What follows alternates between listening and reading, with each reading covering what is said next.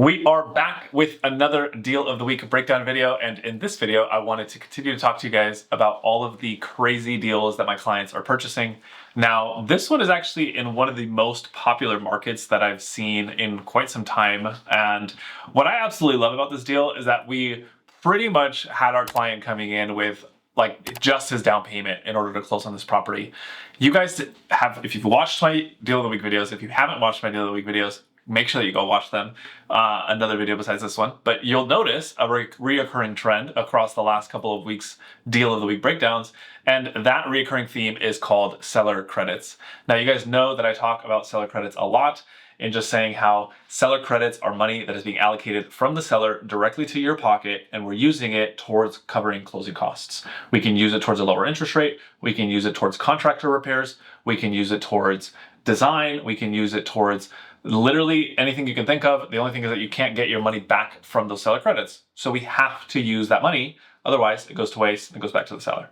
Now, this deal is in Bradenton, Florida. It's a very popular short-term rental market. I have a couple friends of mine who actually have properties in Bradenton, Florida. I've been to Bradenton, Florida, and it's an extremely popular market in Florida, just in the west side of Florida, around the Panhandle, that people like to travel to. There's a lot of travel destinations there.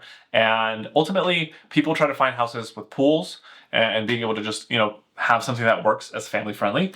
But I really want to just jump straight into the specifics so you guys can listen to how this deal was structured and why the client ultimately ended up buying it. The first thing I'm going to jump into is that this property was a single family home. It's 9,975 on a square feet for the lot. 2,069 square feet in living space. It's a 4-bedroom, 2-bathroom house, and it was sitting on the market for 74 days. A lot of the houses have been sitting on the market for over 30 days, which is what's led to a buyer having more negotiating ability and just being able to overall get a better deal when it comes to negotiating with the seller. So we ended up using conventional financing for this client. I always talk about conventional financing and how we want to be able to allocate, the minimum down payment that's required to get into a deal. And in this situation, because this client was buying a short-term rental, we were able to get in with just a minimum of a 10% down payment. So purchase price on this house was $505. 10% down was $50,500. And I want to kind of run through this so you guys can see also, as I'm writing it out, what the specifics here were. So we were doing conventional financing, which, as I always talk about, conventional financing is one of the most traditional type of loan programs that people utilize when they're purchasing real estate. You have 3 different types of occupancy that you can declare to the bank, which ultimately is just saying, how are we going to be using this house? And we use it as a short-term rental. So in order to be able to get the 10% down, we want to make sure that the property is classified as a vacation home. So it lets the client get 10% down. There is actually no requirement for how long you have to stay at this property. I know that's a common question around, do I need to stay there for a certain amount of time? You don't. You just want to make sure that you maintain access to the property. You can't put it on a 12-month long-term lease if you bought the property with a second home loan. But in this situation, because we're doing an STR, we have the ability to do that. So that's why it's one of my favorite loan programs to use for my clients buying short-term rentals. Property type here was a single family home, SFH. Property appraised for $505, which is actually what the client was buying it for. It was $505. That was the sales price. And you'll find out later that we actually had quite a bit of money negotiated in seller credits. And this is why I always say it makes sense to try to include money in seller credits into the sales price if you can. Ultimately, we want to make sure that the house appraises, right? And this one ended up appraising. We only did 10% down, which was $50,500. Interest rate on this was a 7.375. And this was before interest rates started to come down. They kind of been floating around this range, but most investment properties and second homes have been in like high 6s, low 7s.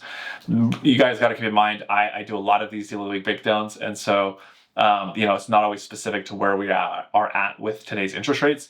If you're ever trying to figure out where are we with today's interest rates, like you should totally make it a point to reach out to my team and I. We're always monitoring interest rates for clients. We work with people all over the entire US, and we want to make sure that they are actually keeping track of what's happening with the market.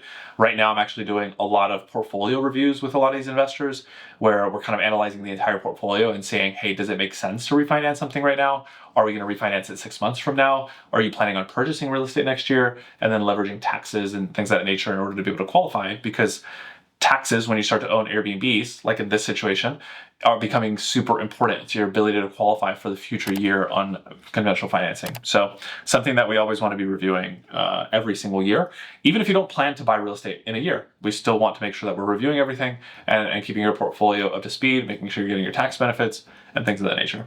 So principal and interest on this deal was $31.39. $31.39 was the monthly payment.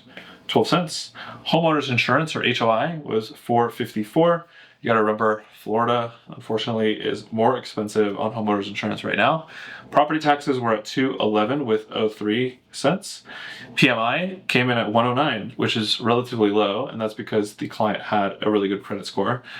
They were at a 779 credit score, which allowed for us to be able to get a better pricing bracket as far as PMI was concerned. And then total principal and interest payment, like across everything, PITI, property taxes, insurance, PMI, that total was $3,914 with 28 cents. Bam.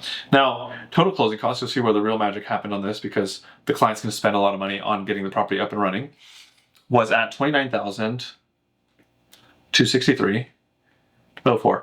Now, the big thing here, though, is it also depends on the time of year, where it can be slightly more expensive at the end of the year to buy real estate. There's just additional costs in the closing costs that can make it more expensive. We also were at the time buying down the interest rate because of the fact that we had so much money in seller credits. And so we ended up negotiating $20,200 in seller credits, which covered almost all of the closing costs here. And we also had adjustments and other credits of $3,400, which is money that's paid out from the seller directly to the buyer. And it's typically for things called prorated taxes, property taxes, where essentially the seller is paying for property taxes, and then they're basically giving you that money back at closing to cover for it, because of the fact that you're already paying for it in your closing. So it's kind of weird numbers, and that's why I always say it's just an adjustment, another credit, and we utilize it at the very end, but it's always something that we want to factor into the calculations. And then total out of pocket here was at $56,162. 68. So you can see we're only about $4,000, $5,000 off from about $4,000 to $5,000 off from the actual down payment. And I would consider this a success, because now the client has the ability to take this money, all the money he negotiated for seller credits, and reinvest it into more properties, reinvest it into the design, the furniture, the amenities, the things that are actually going to drive revenue on this property. And I don't have the specific AirDNA numbers, but I know that the client's team was underwriting this deal, and they are typically projecting to make anywhere between 15 to 25% of the sales price in total revenue. So even if we're thinking about it from that perspective, right, 15% of $505K puts us at $80,000 plus per year that this property is going to be generating in revenue for my client, and ultimately just allow him to take huge tax benefits. One of the reasons why they specifically invested in this property was because they wanted the tax savings for this year, utilizing capital gains, utilizing the tax code, leveraging what their CPAs are telling them to be able to go save money on taxes, which is ultimately a very big expense. Once you start to own more real estate, you need to understand how you can play the game in order to continue to scale your real estate portfolio. So I'm going to continue to show you guys how these deal of the week breakdowns are happening, where my clients are investing, what are they doing, where are they taking these deals. Right now, we have a lot of people doing short-term rentals. We have a lot of people doing long-term rentals. We have a lot of people doing fix and flip deals. And so if you're ever in a situation where you don't know what you should be doing next, or you want to figure out where you should be allocating your funds, feel free to schedule a call with my team and I. We'd be happy to walk you guys through the details. And ultimately, my team and I act as advisors. We show our clients exactly what our other clients are doing in order to scale their wealth, in order to save money on taxes, and in order to build financial freedom through real estate. So I'm going to continue to show you guys that. Job's not finished. We still got work to do. And I will see you guys in the next Deal of the Week breakdown.